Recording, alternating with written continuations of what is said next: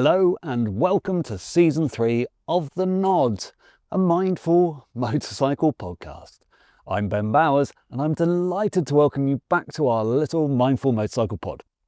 We have a fantastic season ahead with some brilliant guests that you can listen to as normal or watch on YouTube. This episode is powered by Devitt Insurance, trusted by UK bikers for over 85 years. Whether you ride one bike or a whole garage full, Devitt's got you covered. From single bike policies to multi-bike insurance that can save you time and money, they make it easy to help protect what you ride. Tailored insurance quotes, practical prices and highly rated on Trustpilot. Head to devittinsurance.com today. So we'll take it nice and easy with him, I think. What do you think? Well, yeah, I mean, he's only got 125. It's a bit greasy, and he passed his test like 3 weeks ago. So, have you seen my? I've filled the holes. Oh, my, well done. Driveway. Yeah, look. You filled them? No. Actually, my builder did. He got. I think he got really fed up with. He got really fed up with driving his van down. Oh, slippy.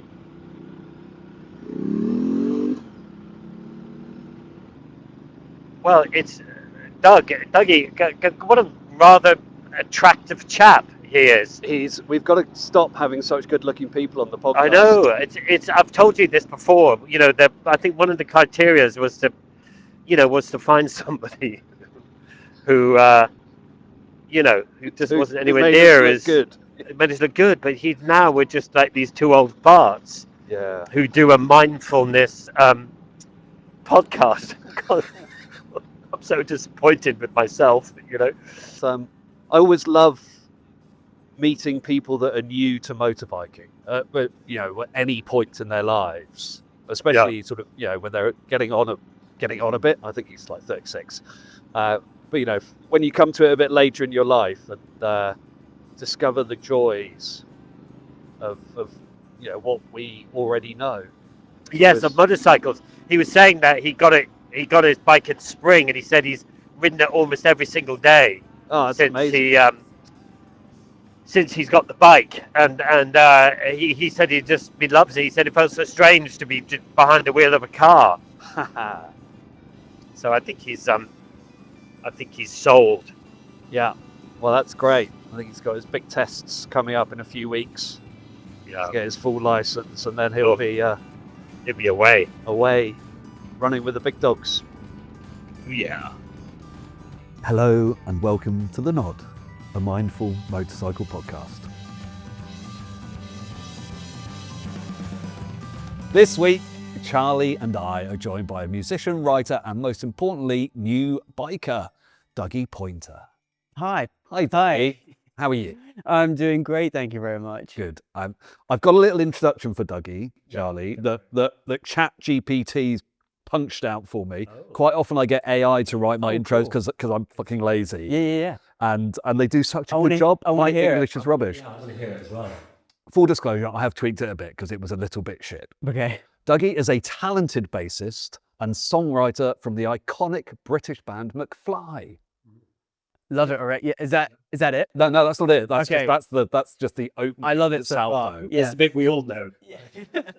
Known for this gets a little bit Spotify now. Known for their infectious pop rock sound and chart-topping hits, McFly has captured the hearts of fans around the world since their debut in 2003. So sounds. I mean, I want to be a McFly. Yeah, 21 years. Yeah. That's a pretty long time in the music, and I mean, not if you're comparing to the Rolling Stones, but if you're a drummer, it's a very long time. Yeah. Yeah, that's true. Alongside his musical exploits, Dougie, alongside bandmate Tom Fletcher, has written the hugely successful and entertaining children's book series, The Dinosaur That Pooped. Honestly, mate, very cool. I didn't realise you'd written them, and they are my favourite. Oh, you know them? To read my kids. I love them. I thought you were going to say they were your favourite books. Well, they're amongst my top 3 go-to evening reads. We'll talk about it later. That's a whole story, I mean, for books with words, it's my top. Normally, I just go for the ones with pictures. Yeah. That's why I like it. Yeah, and poo, and who doesn't love poo? A recently signed up member of the wonderful motorcycle community, Dougie has recently passed his CBT alongside bandmate Danny. Is that right? You did it together? With support from Mutt Motorcycles, he's now fast tracking his way towards his full license very soon. Yeah. Which is very exciting. Probably more so for you than me, but I'm quite excited. Oh, thanks, mate. Awesome riders. It's lovely. Dougie has recently spoken openly about the pitfalls of music stardom and his challenges with drugs and alcohol addiction and how that's profoundly affected his mental health to the point of attempted suicide.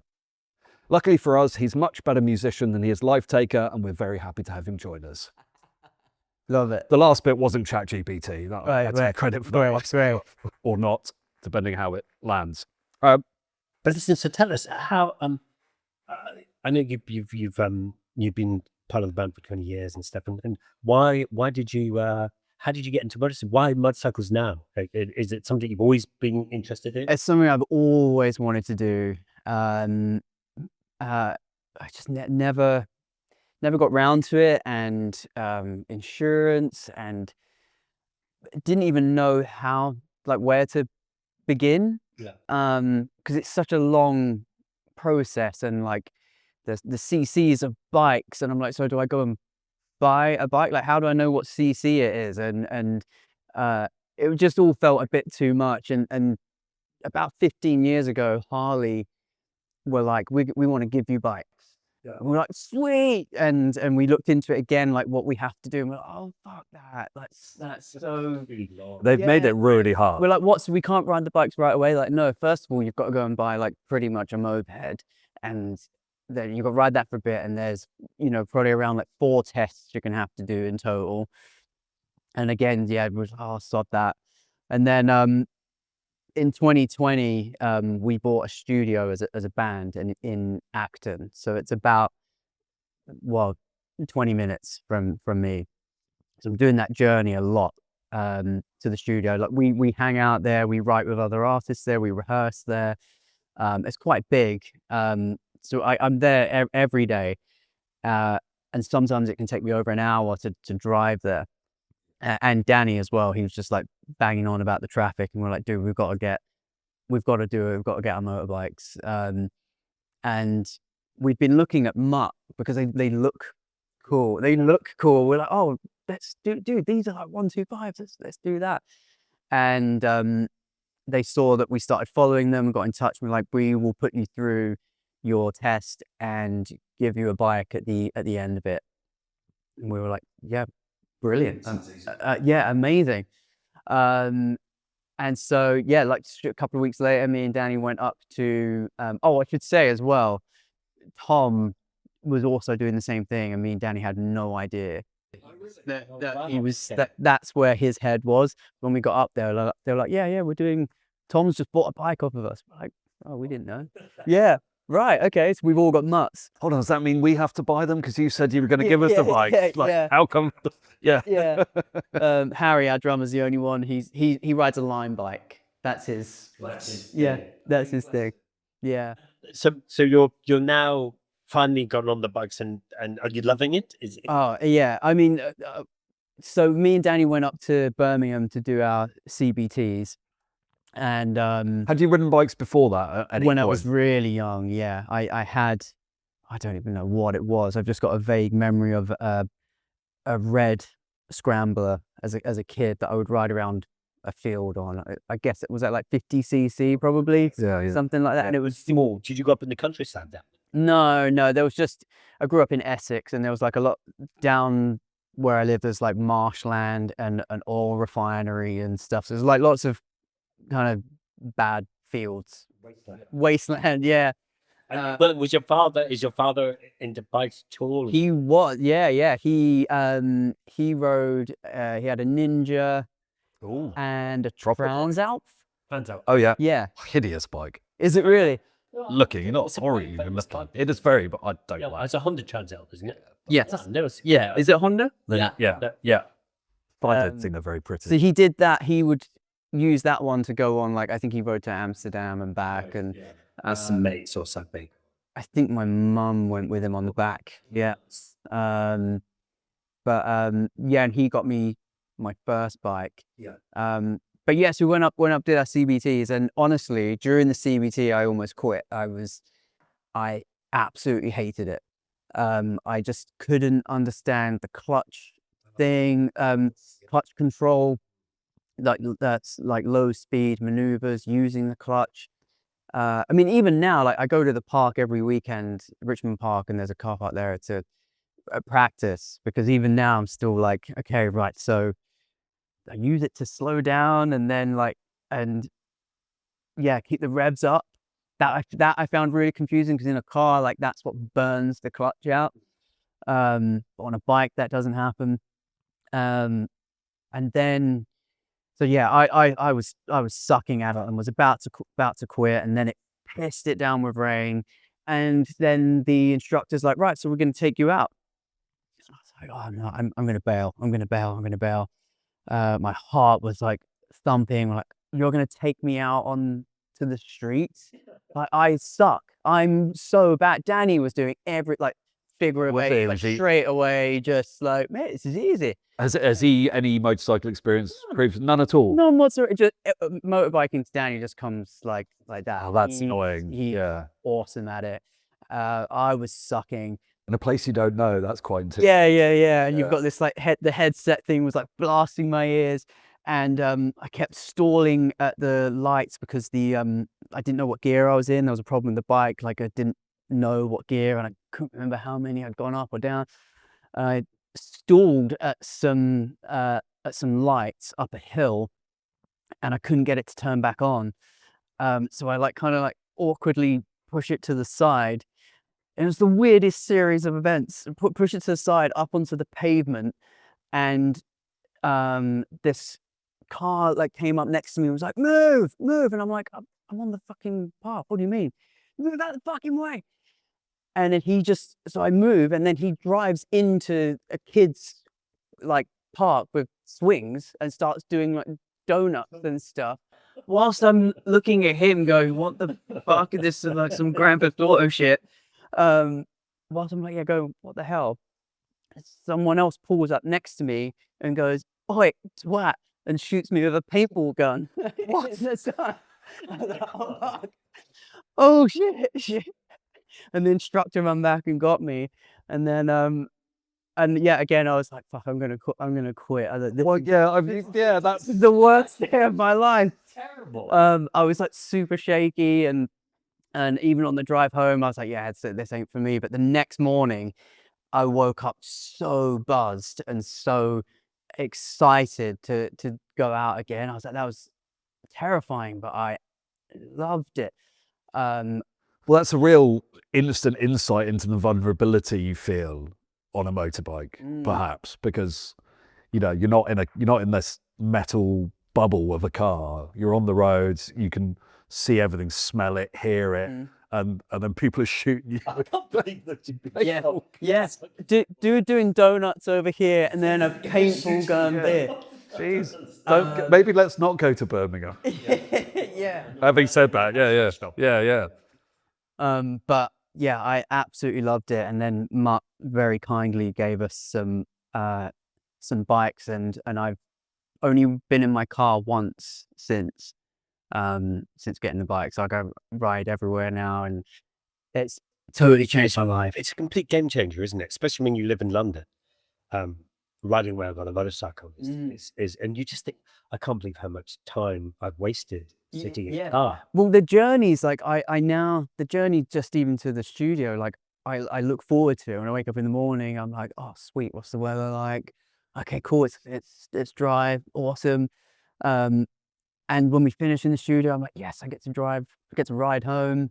Whereas I used to hate the journey. But I've always loved skateboarding, and I guess that kind of solo. I'm not very competitive. It's just, when you just compete with yourself to get better at things. I loved skateboarding and just going out by myself on my board, and so I feel like it feels very similar to that, or just the same as when I was a kid and got a BMX for the first time, and that sense of freedom.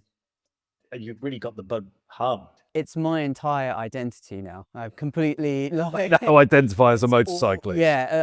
It's all I really want to talk about. It's all I'm looking at on my phone. I'm completely obsessed. Right. But with this, it's really, really changed my life. And I've never been outside so much in my life as well. Oh, wow. Like this whole summer, we were riding around here, and you're just taking it all in. The smells, and the smells has been a huge thing. I really noticed the smells when it started turning into autumn. And I enjoy instant smells. Yeah. Like when you go to a bonfire, Yeah.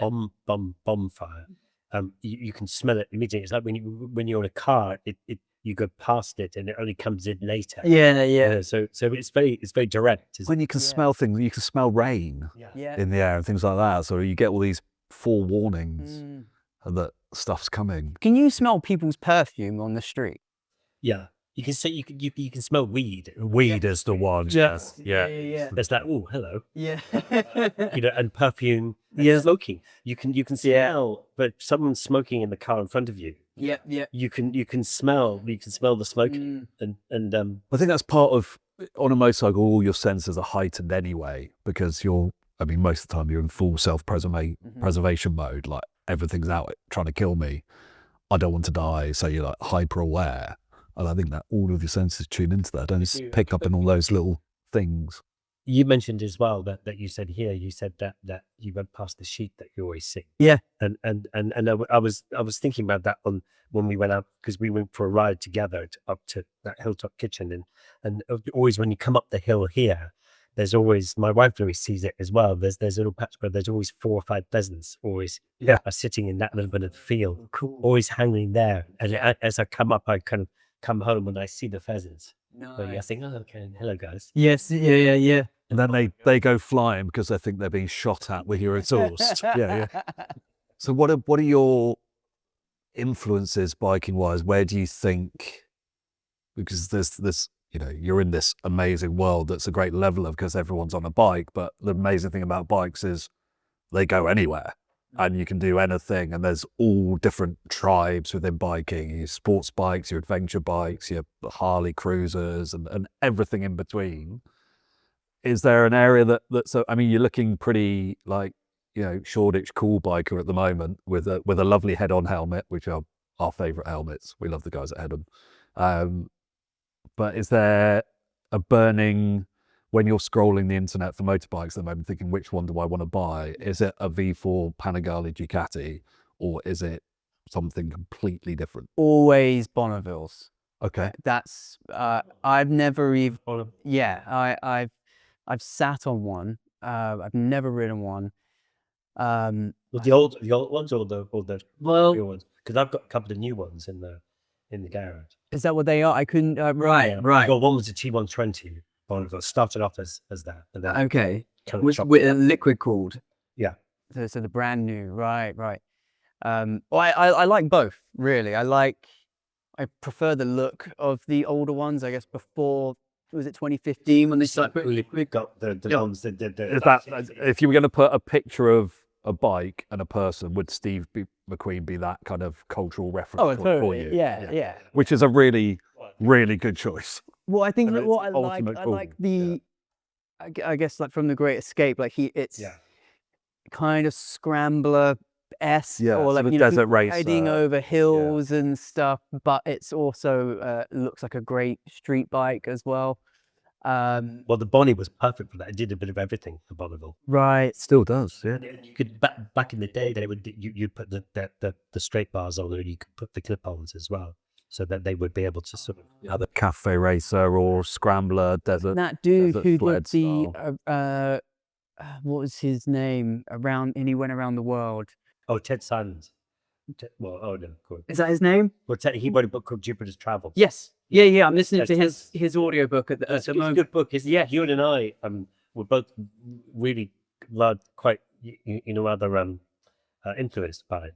Oh, But- really? Yeah, Right. yeah, and certainly Ewan, he'd read his book, and then Ted on the long way round on the first one we did, he came out and rode with us in Mongolia I thought when I was for a little bit.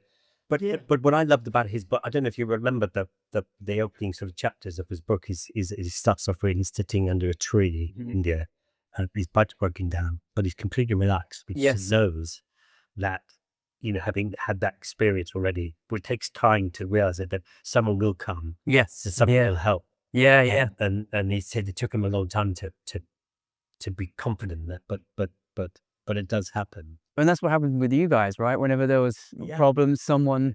Yeah, well, it could be something happens. I mean, we just finished another trip as well, but in the summer, when we're home, we both took old bikes.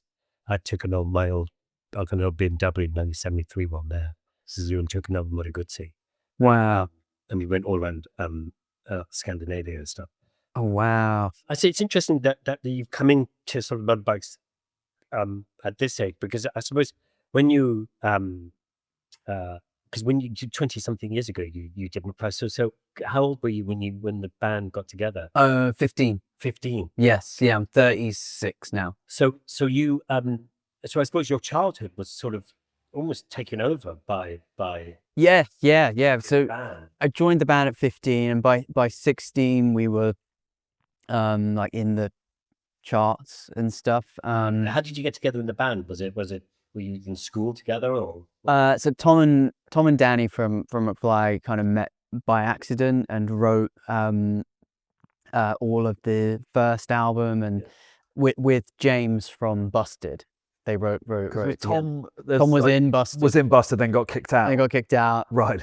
But remained friends with James, and Tom wrote a lot of Busted songs, and James wrote McFly songs. There's a weird incestuous thing with both bands. And they got a record deal, and were like, we need a drummer and a bass player. So they held auditions, and I think it was the first audition. It was me and Harry were number 1 and 2. So they didn't look very hard. Right.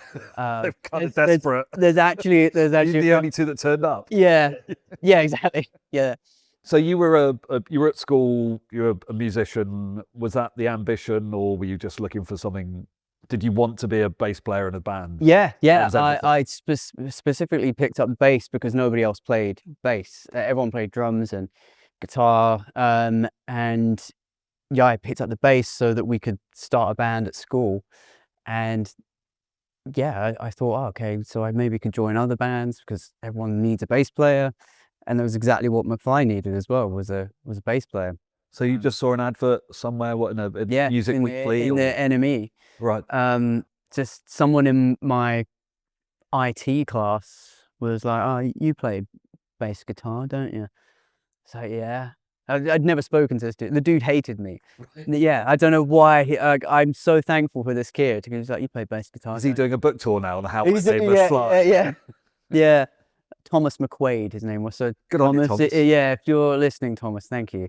Yeah, he said, oh, you play bass? There's an advert in a magazine downstairs. I was like, okay. Went down, and it was like, yeah, Universal Records are looking for bass players and drummers between the ages of 16 and 21. So I went to audition, lied about my age, threw up in a bin. Wow. Yeah, would be nervous. Just terrified, absolutely terrified. All I'd seen was like my sister was watching like Pop Idol and stuff so I thought it was going to be like that. And then that's and that was it. And then but McFly then just went. Yeah. So they like from the get go it was. Yeah, we got really lucky. It just went mad straight away. We supported Busted on their first arena tour, and they really helped us like gain momentum. How come were they just good mates? The Busted dudes. The Busted dudes. Yeah. So just because of the relationship with Tom from my band, and Tom was going to be the drummer. Tom's great at every instrument he picks up. So then the management, Bus's management managed McFly as well. Right. Same record label as well as Island Records.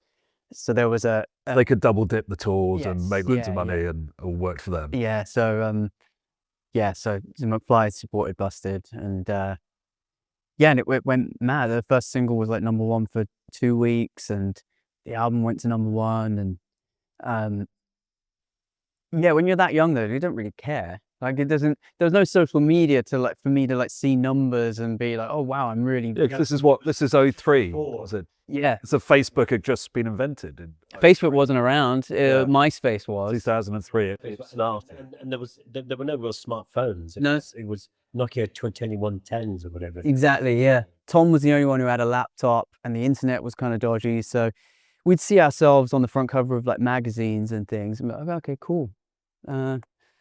Sweet. I guess we all lived in a house together. Like that was the cool thing. So you were 16. He's kind of left home. Yeah. So my dad left. My dad left, and it was the last time I saw him 2 weeks before I left home as well to join the band. Oh wow. So I had like the worst thing, and then the best thing happened to me, like so close together. It was like it was the perfect thing really, because it was so distracting from all the. What was going on? What was going on your dad? Yeah. Had that been something that was that a troubled period between your parents? Is that something that No. affect you? No, I just came home. I just came home one day from school, and my dad wasn't there. He just left a note. And he gone, and you've And that was it. Yeah. no contact since. No, it's gone. So he's just fuck. Yeah. So yeah, that was quite. I guess my teens were quite a weird time being in this band, and the dynamic between me and my mum had changed a lot, because now I was making money, and wasn't living at home, and So do you have brothers and sisters? Or a younger sister. Yeah. sister? Yeah, she's like 3 years younger. But yes, my teens were like quite a weird time. Polkas, yeah. Yeah. Imagine. I mean, it's difficult when you're in the media. I mean, you have success at a very young age. It's quite difficult to deal with, isn't it? I mean, did you find it at that time? Did you find it very difficult, or was it later on that it became harder? Or I think it was later on. Like as I said, like we didn't really care. yeah, We were teenagers. Like we obviously like number ones and stuff. We're like, okay, well that's good, because it means that we can keep doing this. And all we wanted to do was go on tour, like play music, and hang out together. We just wanted to be a band. We all grew up on like rock music as well, so the pop side of it didn't really like bother us. So we were just, like, I guess the teen magazines or tabloids or big TV shows, like none of our idols had ever done that, so it wasn't a big deal to us really. Being more rock fans. Hey guys, I just wanted to say that Quadlock are joining us this season on the Nod Pod, and as we all know, fantastic brand. Great bit of kit, and check out all the links in the bios. There's a little discount code for all of you lovely people to go and get some Quadlocks yourself. Yeah, I've been using them for years. So you wanted to be selling out stadiums, living the rock star lifestyle as you or just been like influenced by. we just thought it was cooler to not care about that. So we never we didn't go to like clubs or anything like that and get papped like I wasn't old enough, but It's nice, isn't it? It's very important when if you do have success at a young age and stuff. It's important to have that a sister and a mother or parents, whatever, to sort of keep you a little bit grounded. And keep you in check. Say, look, don't be an asshole. Yeah, I think as a band as well, we were very much like that with each other, and still are. If one of us is acting a little diva-ish, we're like, all right, mate, all right, ooh, poor little pop star. We're like brothers. We genuinely enjoy each other's company. We still love touring. We're better as a band now than we were back then. Obviously, we're better and more experienced. We enjoy touring more now than we did back when we all used to drink and party and stuff. Because none of us are hungover anymore, and the party is on stage. And what point did that flex? We've had other musicians. Mark Richardson is the drummer in Skunk Anansie. Oh, cool. He came once we're good friends. he's a He's a good guy, but crazy story as well. yeah, he was in Feeder and obviously Skunk, sort of either side of that, and an unbelievable drummer. But again, with a lot of pop stars have been through some pretty tough times with drug and alcohol addiction, and doesn't drink anymore, and had some big moments in his life. Yeah, much happier. I'm much happier. Still touring as a band, and it was kind of the band that kind of said, "Look, we're going to kick you out of the band unless you sort your life out because you're a mess." But they got into that touring lifestyle of parties and drugs after each gig. Was that the same for you guys? When did that kind of stop? No, not really. It was mainly me. In the early days, we all used to smoke weed, and we were just kids getting high. And we had this house that we lived in, and we just, it was those were the most funnest times ever, when we all used to just smoke weed and just laugh until like 5 a.m. And then. But it's only it's not really sustainable. Like eventually, you start getting paranoid, and it stops being fun. And then so I switched to drinking, and then started doing coke as well because I liked drinking so much. And But the two balance each other out. So you can keep going all. Just keep going. Not that I know. In fact, that's what I've read somewhere. Someone told me. This guy Dougie told me. But that was just me, and it was kind of my own little private thing, or like kind of secret weapon that I'd always kind of have on me, and I just kind of just ran that into the ground, really. And it was I've been to rehab twice, and that first time, Tom from my band drove me to rehab, because I was just drunk all the time. I don't really I think that would have happened anyway, like even if I hadn't have been in a band. I loved anything mind altering. I don't know, I just got, like I said, I can get like obsessed with things, and so if I We get set addictive character, isn't it? So if you get obsessed with things and you explore that completely. So if you're gonna do drink or drugs, it's going to be the same outcome, isn't it? You're all in. And was that it? Have you dived into sort of post through rehab and counselling and sort of having stopped drinking now? Have you sort of gone back to look at what those drivers were? Have you identified? Oh, totally. I think for me, drinking drugs is just a byproduct of a bunch of other shit that's going on. I definitely have a bad relationship with drinking drugs, so it's totally 100% stay away from any of that shit now.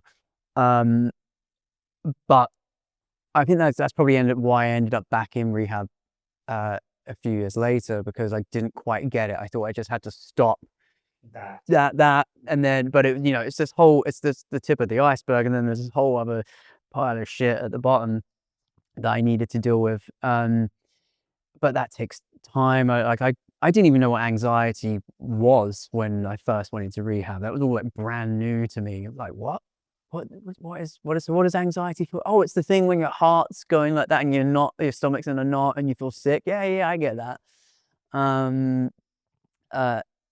So that was mainly all of my 20s, just discovering all of the other, I guess, like issues that I had with mental health.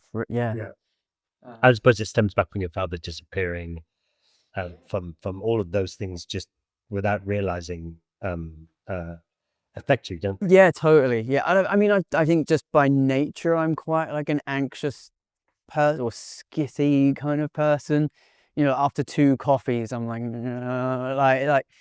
and then obviously, drink is a downer, so that calms me down. Coke brings you back up, but gives you confidence, which I'd never had. But it's what I used to say. You had never had confidence when there you are in a band playing to thousands of people, and it's a mask that they put the bass on, and it's like sitting on a bike. Like that's because it becomes part of you, and you're like, oh, well we were, but Roughy tufty biker. yeah. I'm not. But put a bass guitar on, and yeah, It's your but without it, I feel completely naked and hate it.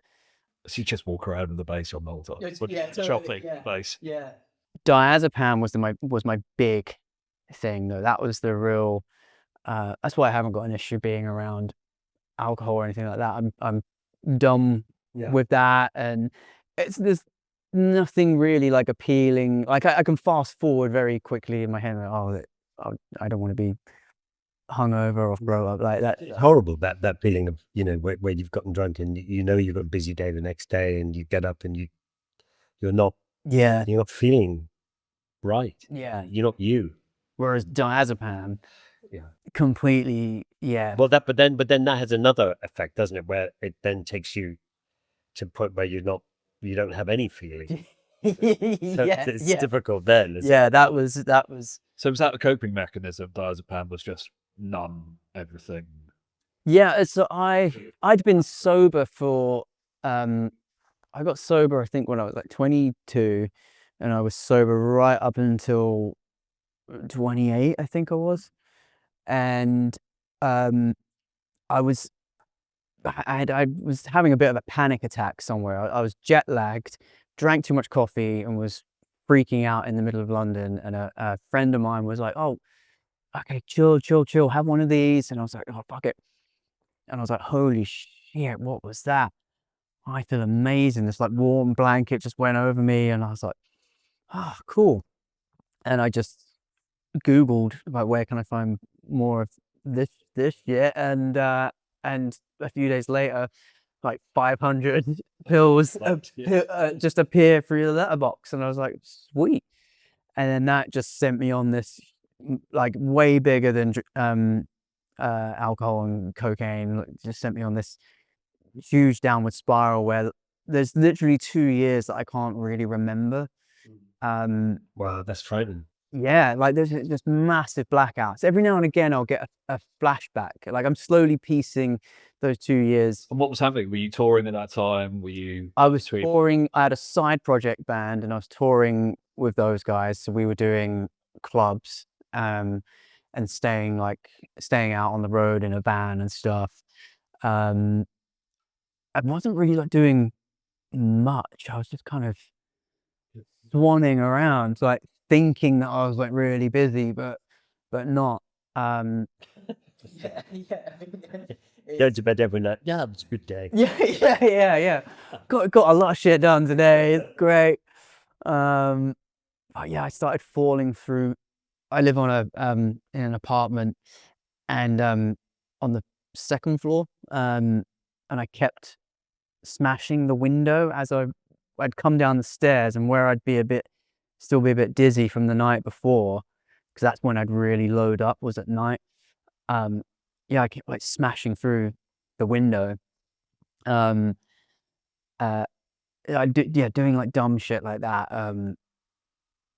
Going to places a couple of days before I was supposed to be there. Arrive at people's houses, and like it'd be like me arriving for this podcast like 3 days ago. So are we doing this thing, man? Is that okay? Yeah. And how do you think? Like that's quite profound behaviour to continue for like 2 years. Do you think people were people trying to help you at that point? Were you just like nobody knew? Or nobody knew. Do you think people just excused it because you were a pop star and like they're like, oh, he's probably? Do you think there's a culture where you were allowed to get away with that stuff because of the industry? Yeah, I think people who didn't really know me wouldn't have thought there was anything up with me. It was, it's this weird guy. Yeah, or I didn't. I've never been one for bragging about my stash or anything, because it could. I guess because I'm nervous about the party ending. So it's just my thing. Oh, your thing to just know that you were okay. Yeah, so I'm a bit like it now with Nicorette. Like I've always got Nicorette in my pocket, and I've always got a Nicorette stuffed up here. And so I was the same with diazepam. That's quite a different level, isn't it? Quite a different level. Yeah, a little bit different. Yeah. So you were a big smoker before then? Yeah. And I've been stuck on Nicorette for fucking ages now. Well, that's your addictive character, isn't it? Yeah, I don't think I'm ever going to come off of it. Yeah, but that's not such a bad thing. No. You know, really. If it works for you, then that's cool. You know. But yeah, so that I was on it for more than 2 years, but 2 years was complete blackout, and then eventually it was my band again that were like, okay, Doug's acting like really weird. I would repeat myself a lot. Like Danny said, I told him the same really weird fact about Eminem 3 times in a row.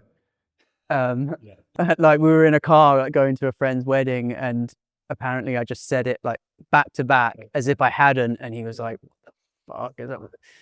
I don't even remember what it is. No, but that's what he said, and they knew about the window smashing thing, and Harry was pretty on to me straight away that I wasn't acting right, but they had to work out what it was that I was. They knew I wasn't drinking because I wasn't acting drunk, but they were like, he's acting weird. Yeah, and then Harry came to my house, and I guess it was kind of a bit of an intervention, and so I was like, all right, okay, I'll stop. Okay, party's over. So I contacted a friend, a drugs counselor friend of mine, and he was like, well, whatever you do, don't stop, because the amount that you're taking could kill you if you stop. Yeah. So I was like, fuck, okay, right, what do I do? And so he had a treatment center in Ibiza called Ibiza Calm, and well, oddly enough, yeah, in Ibiza, like kind of the weirdest place to, yeah. They just have James Blunt. Well, if it doesn't work, you can. Yeah, if it doesn't work, yeah, you just goes, yeah. Party again. But yeah, so I went out there to detox because I had to be on I had to go on a blind detox where they bring it down ever so slightly. And I was out there for about 10 to 12 weeks. Wow. The first few weeks were awesome. Like I remember just having a good time with all the other patients. I was like, this is sweet. I'm in Ibiza, and I guess because my tolerance was so high, I wasn't really noticing how much they were dropping me by. It was once I got maybe down to anything around like 100 milligrams less that I started. Oh my God. And that still is like the worst time of my existence was then. Like I was, as you were saying, like you don't feel any emotion whatsoever, and then all of a sudden all those emotions slowly start coming back. So you start feeling again, but they come back at like so 1 minute you're like crying with laughter, and then the next minute you're super fucking angry because somebody ate the last potato or something. And then I was just in a constant state of being terrified, because I'd been on anti-anxiety. Like now I was just full of anxiety. I was scared of, I remember being terrified of Persian rugs or anything that had too much information in it. I'd just be like, ooh, all right. Oh shit, okay, yeah, that rug's intense. Oh shit. And then the post-acute withdrawals lasted for a good year of just being depressed. Wow. God, it's tough to then just keep off it as well. Yeah. Knowing that one pill. Knowing that there's something out there, that can take it away. Yeah, that's very brave to keep going. It was before COVID, because I started feeling better, and then we went straight into lockdown. Yeah, I was pretty Good bummed. timing. Yeah, I was like, all I want to do is go and like live now. So that sucked. But that was, the post-acute withdrawals like really, really, really sucked. Kind of enough that that it doesn't. I mean, it does still seem appealing, like diazepam, but that was an absolute. I just wanted to. But again, it's that fast forward thing, isn't it? So you say about the drink, Yeah. and stuff. You can fast forward into knowing what the feeling's going to be like the next day. My natural state was like a terrified mouse, like constantly. As soon as I open my eyes, I'd be terrified. Just constant. My heart rate was. I lost loads of weight where I was just on edge the whole time. Yeah, and at times I just wanted to like cease to exist. I was like, this is not living. This is horrible. I would like burst into tears if just in Sainsbury's, like for no real like reason. Like I was just constantly low. And were you having? I mean, at that point, at that lowest down, were you having suicidal thoughts? Was it to that level? You think I don't want to be around? Were you considering? Like no, I think it was like I just wanted to cease to exist. So I couldn't imagine. I was like, well, this isn't like, is this ever going to go? With Coke and booze, the negative feelings kind of go like so quickly in comparison, and you're like, right. And the upsides of it like really start. You start noticing it like, almost right away.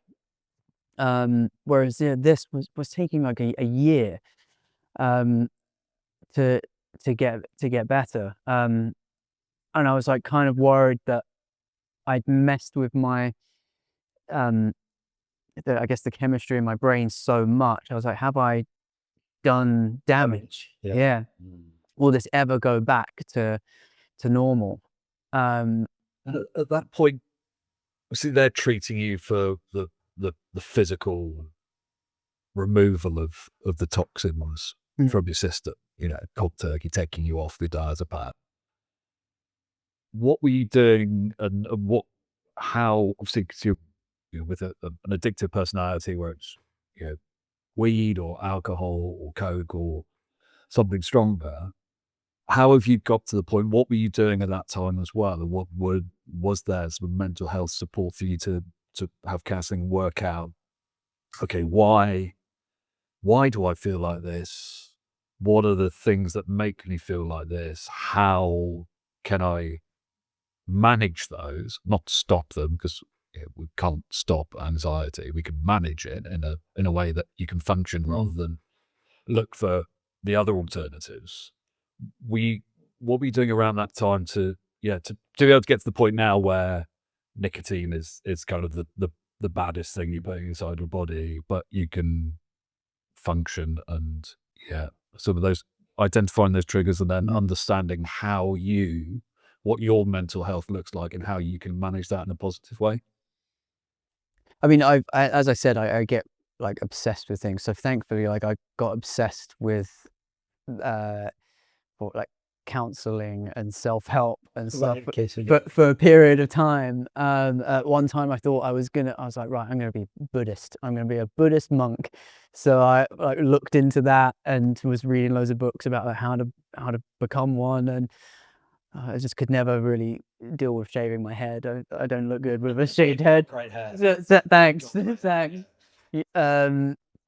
So yeah, and I've been in therapy for a long time. I think it was about finding the right kind of therapy or the right kind of therapist.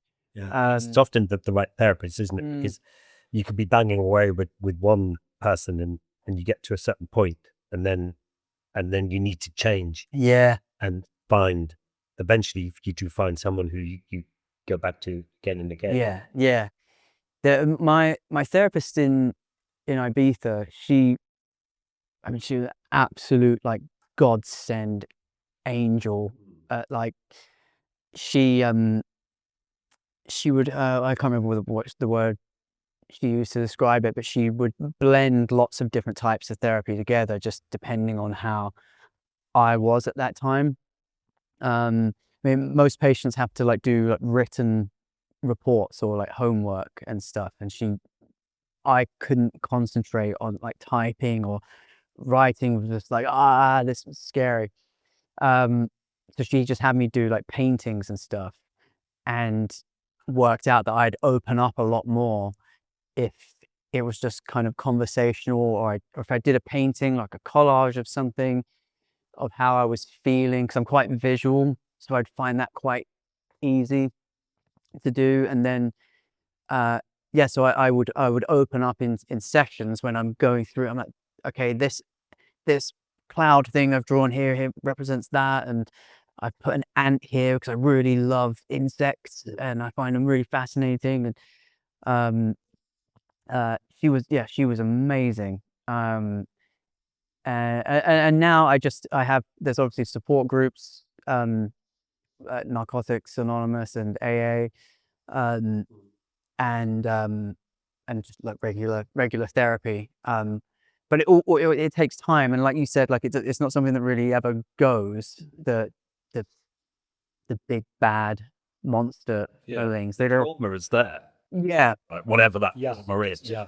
Seeing this set of weapons to. And it's moving past the trauma. Yeah, living with it. Living with it and Not being allowing it controlled to be there and accept it and move on. But that not being your entire. Yeah. And it doesn't need to be, because what's happened has happened. You can't change, what we did this morning. You can, but Well, luckily they rode motorbikes, so we wouldn't want to change. We want to change that. That was lovely. Yeah. The best Yeah. part. So I'm always really interested because, we everyone we talk to, has had trauma at some point in their lives. Nobody's immune from that. Nobody goes through life without a crisis of some sort.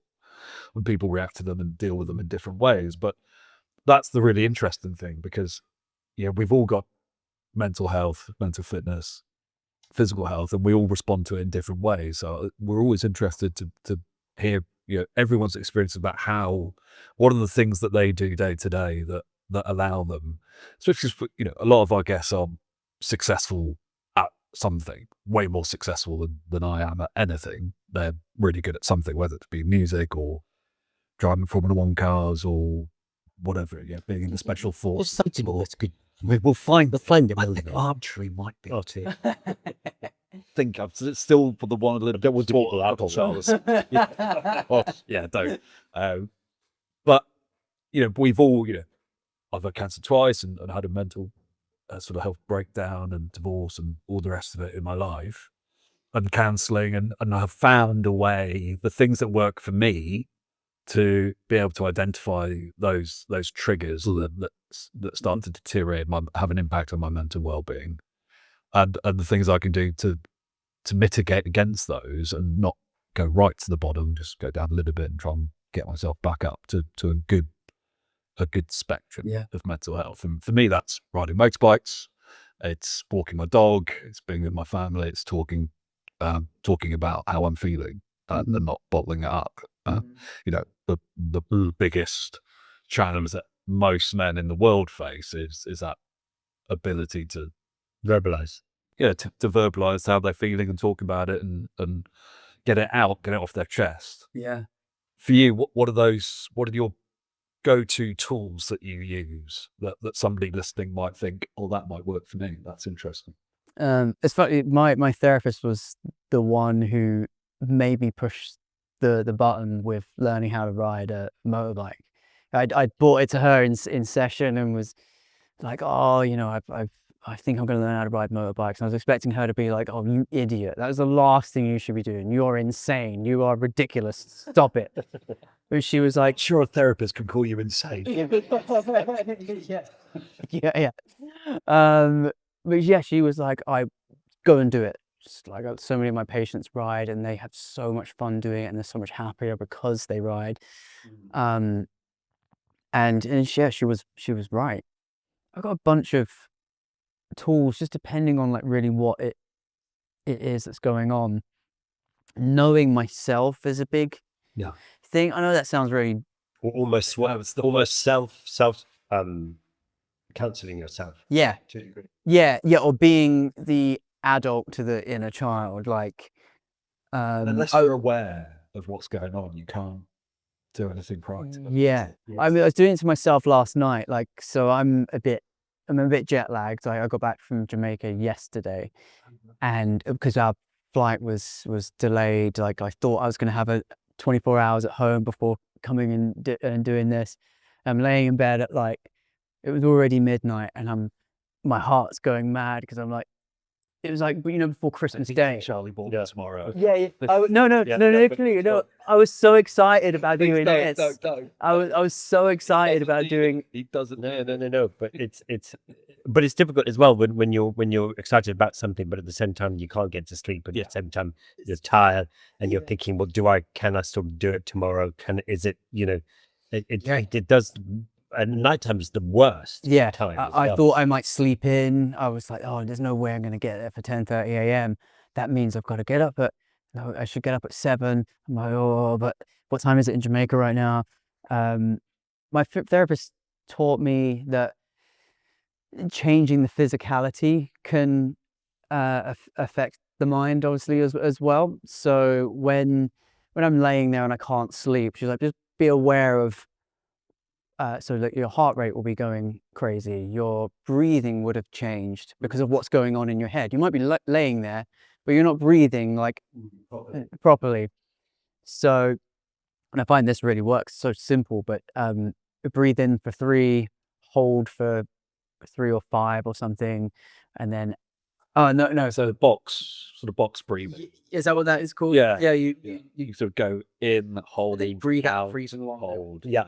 You breathe. I think it's a very good thing. When you're just about to go and do a talk in front of people, or maybe for you on stage, or for whatever it is, just to give yourself. My father always said that. So just before you start doing a speech or a talk, you give yourself, go to the lectern or to the mic and be brave and give yourself 5 seconds. That breathe in and slowly. It's the exhale. That's the important one. I I sometimes overdo it a bit, and I try and exhale for as long as possible, and I start getting a bit lightheaded. But that can. Before I know it, I'm out, and the thoughts start becoming less intrusive, and and then I'm asleep. It's amazing the power of just getting your breath right, how that can change your whole physical persona. Absolutely. I mean, when I was younger, I had a really bad stutter, and even now, when I get a little nervous, I sometimes find it difficult to start my sentence. And I met someone who was fantastic, and she told me to sing. Huh. And if you sing your words, you don't stutter. And Wow. I don't know if you ever saw the King's Speech. Yeah. He sings. But back then, long time ago, a long time ago. But she taught me to breathe, and she said you're not breathing properly, and that's partly why you're stuttering. But the breathing thing is so important. It's so obvious. Yes. Yeah. But yet so difficult to achieve. And another breathing thing I remember, I did the Dakar Rally on a motorcycle. Fucking hell. I brought that in. Well, I thought we might get through an episode without you talking about the Dakar bloody. Is this what do you mention this in the show? Every show. Yeah. Every show. I always mention it. Ever done. And even in the TV shows that I did, and then Ewan goes, "Oh, for fuck's sake, the fucking Dakar Rally." But I know when I was training, I was getting exhausted, and I just was falling off the cliff. I couldn't keep going. It was extraordinary, and I was really panicked about it. And it was just one random guy who was doing an enduro race in Malangani, and he goes, "Charlie, when you get nervous about really steep bits or dangerous bits," he said, do you hold your breath?" And I was thinking, well, yes, I do. And he goes, well, he said, that's your problem, because you're holding your breath and you're losing all your energy because you're not breathing. So then I started breathing, and it was amazing. It sounds so ridiculous, doesn't it? But it's such a big thing. I don't think you have to. I think something like that has to happen, or someone has to make you aware of it, so that you become aware of what is physically going on when it's all gone tits up in your head. As you find that sort of thing, that sort of self-understanding, not just breathing, but all your other tools that you use, sometimes without realizing. Do you think that the rehab and everything it's giving you that to be aware of?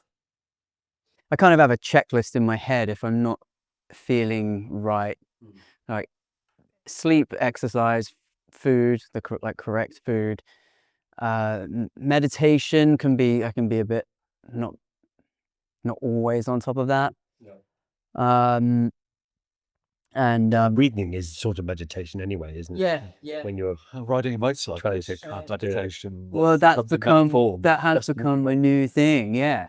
Honestly, like it sounds so silly, but it really has changed my life. Like I get so excited now just to do a quick 20 minutes somewhere. The world has all of a sudden feels like I just really can't wait to explore on my bike. And obviously your show is such a huge inspiration. well, as you say, when you were a kid, you had an inkling of a motorbike, so it was always there. Yeah. It just, you did, like with your therapist, you just needed that. When she said yes, definitely good idea to ride a motorbike, you found your way. Yeah. I can totally see now why. I think when I first saw your show, was that 2006, that first one, or 2004. 4? Yeah. When that was first on TV, I was like, why are they riding their motorbikes for so long? Like, surely that's the good book. Brilliant. And then when I started riding, I'm like, well, that's all I want to do is stay out for as long as possible. Like, oh, that's how you've ended up with. Okay, right. I was like, what? Do they win some medal at the end of it? Well done. No, I'm going to keep that forever. That is one of my favorite comments. I love it. It's been a real pleasure having you on. Oh no, thank you the so much for having me. And it's so nice that you're on bikes and finding this other world. Yeah. It's so kind of cool. Thank you. It's lovely. An absolute pleasure. Awesome. Thank you for listening to The Nod, a mindful motorcycle podcast. Hope you enjoyed this week's episode. We'll be back next week with another excellent guest as we talk about all things motorcycle life and everything in between.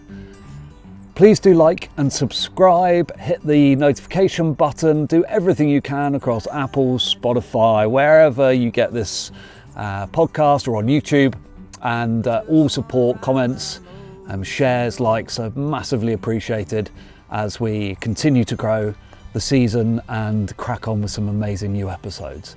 Until then, stay safe and check in on a mate.